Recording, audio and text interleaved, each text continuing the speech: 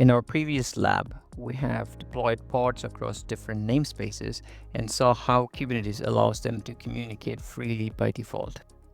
In this chapter, we'll create a default deny network policy to lock down the front-end namespace and test pod connectivity using our custom scripts.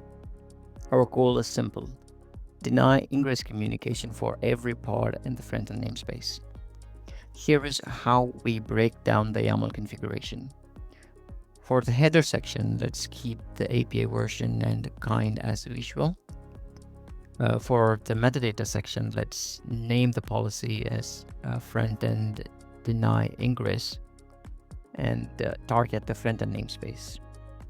Set the pod selector field with an empty selector, so the policy applies to all pods within the target namespace. And let's set the policy types to ingress. So by listing the ingress under the policy types without defining any ingress rules, this policy blocks all the incoming traffic to the frontend namespace. Now that we have crafted a default deny ingress rule for the frontend namespace, let's apply this policy and validate the connectivity across the pods.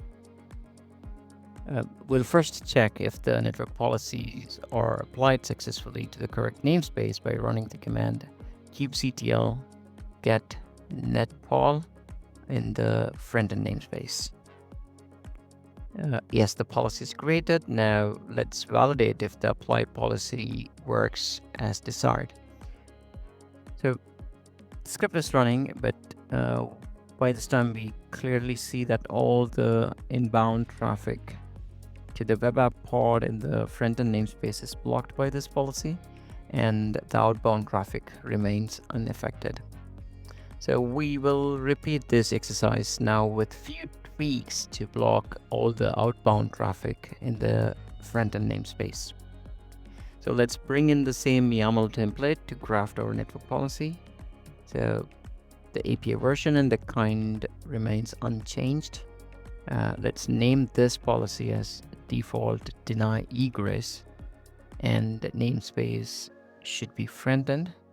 Again, an empty selector for the pod selector field to apply the policy to all the pods in the frontend namespace, and set the policy type to egress. So we have listed the egress under the policy types and deliberately omitted the egress section. So this way the policy is enforced across all the pods in the frontend namespace. So let us apply the default deny egress policy and validate the connectivity across the pods by running our custom script.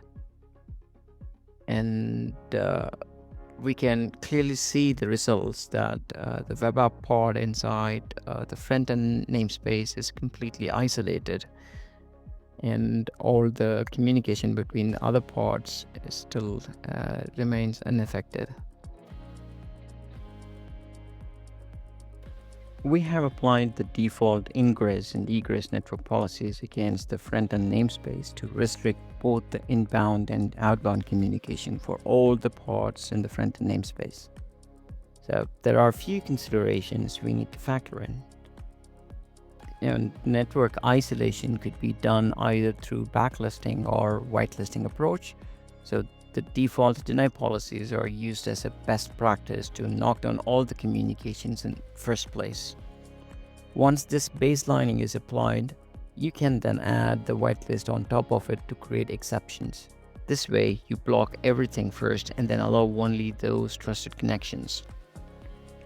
Network policies should be a key component of Kubernetes cluster security, but they are not the silver bullet, since they don't offer deep traffic inspection like an enterprise-grade firewall.